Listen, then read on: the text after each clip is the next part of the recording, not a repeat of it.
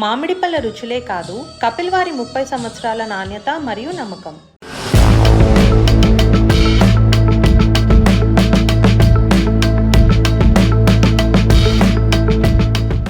భారత్ పాకిస్తాన్ దేశాల మధ్య ప్రస్తుతం సంబంధాలు పూర్తిగా తెగిపోయినట్టు తాజా పరిణామాలు స్పష్టంగా చెప్తున్నాయి.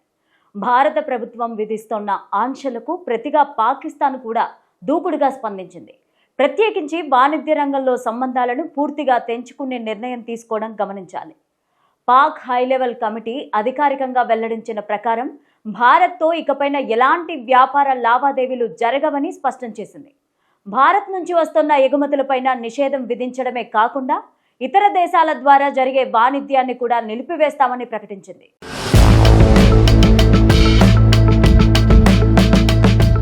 భారత్ పాకిస్తాన్కు ప్రధానంగా ఎగుమతి చేస్తున్న వస్తువులు పత్తి, ఔషధ పదార్థాలు, ఆర్గానిక్ కెమికల్స్, పంచదార, ప్లాస్టిక్, ఎరువులు, అల్యూమినియం, విద్యుత్ పరికరాలు, రబ్బరు, కాపరు, టీ, ప్రింటెడ్ పుస్తకాలు, న్యూస్ పేపర్స్, సిరామిక్ వస్తువులు, గడియారాలు, జింక్, డైరీ ఉత్పత్తులు, కోడిగుడ్లు, తేనె, పట్టు వస్త్రాలు, వెంట్రుకలు, పక్షుల తోలు భారతదేశం ఎగుమతి చేస్తోంది.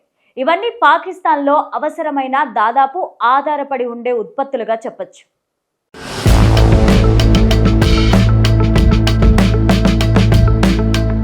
అలాగే పాకిస్తాన్ నుండి భారత్ దిగుమతి చేసుకునే వస్తువుల్లో ముఖ్యంగా సిమెంట్ నిర్మాణానికి అవసరమైన ఇతర పదార్థాలు, టెక్స్టైల్ పరిశ్రమకు అవసరమైన ముడి పదార్థాలు, ఉల్లి, టమాటా వంటి కూరగాయల కొరత సమయంలో దిగుమతులు, ఖర్జూరాలు, మామిడి పండ్లు, ఇండస్ట్రియల్ కెమికల్స్, క్రికెట్ బ్యాటులు, బంతులు, గ్లౌజులు వంటి స్పోర్ట్స్ పరికరాలు ఉన్నాయి.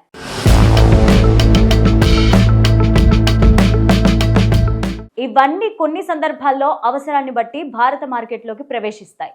ఇప్పుడు రెండు దేశాలు పూర్తిగా వాణిజ్య సంబంధాలను తెంచుకున్న నేపథ్యంలో రెండు ఒకదానిపైన ఆధారపడే కొన్ని ముఖ్యమైన వస్తువులను ఇకపైన అందుకోవడం కష్టమే. ఇది ఒకవైపు వ్యాపారులపైన ప్రభావం చూపిస్తే మరోవైపు వినియోగదారుల ఖర్చు కూడా పెరిగే ఛాన్స్ ఉంది.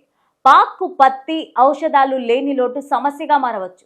ఇక భారత్కి సిమెంటు, ఉల్లి వంటి వస్తువుల కొరత ఏర్పడే అవకాశం ఉంటుంది.